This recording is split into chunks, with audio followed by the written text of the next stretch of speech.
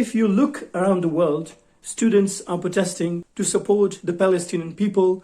They are protesting against the ongoing genocide. And this is worrying for the authorities. Protesters are being arrested, they are being jailed in different parts of the world, in the United States, in some European countries. Students are not allowed to protest peacefully. And I have seen the reactions of some of the students who are really afraid to take or participate in the protest because they see the brutal reactions from the police, from the government, and they're scared. And they shouldn't be scared. Like in a democratic society, in a civil society where there is law and order, people should have the right to protest peacefully. And the student protests of today are not something unique. It has happened in the past. In the United States, for example, students have protested against wars, against apartheid, and they have influenced government. But one thing to think about is, why do students protest? And why don't the other people, the elderly people who are working jobs, why don't they protest as much as students? And I think one of the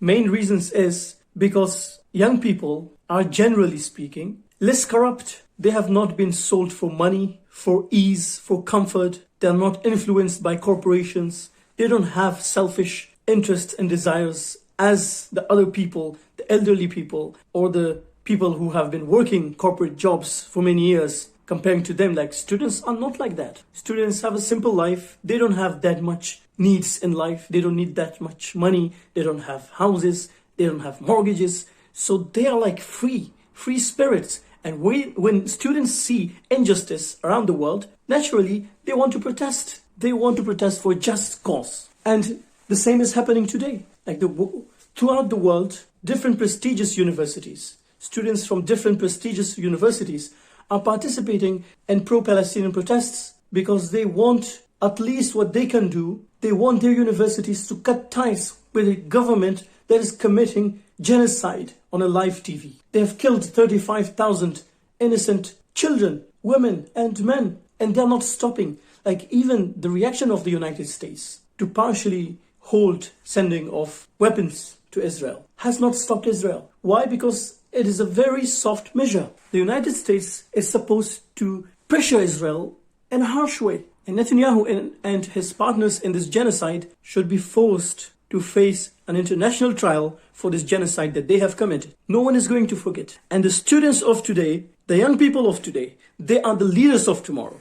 Even if these people escape from justice today, tomorrow they will not be able to escape. If we look at how corrupt the world powers are, the ICC, the International Criminal Court, was planning to issue an arrest warrant for Netanyahu. And what happens? Powerful senators, powerful people in the United States, they threatened him and everyone who signs or makes this arrest warrant take place. They say to them that if you do that, we will sanction you and basically their families, and they will not be allowed to enter the United States. I mean, in a way, one might think that we are living in democracy, but these threats, democratic societies do not function by threats. And independent organizations should be led to work in freedom. Anyways, so, it's painful to watch many of the students, and I sense the purity in these protests. I know how good their intentions are, and I completely support them. And everyone should support all the students that are protesting throughout the world. And it is time for the leaders and governments to take these protests seriously and to cut all ties with the government of Israel that has committed a genocide for the past 7 months.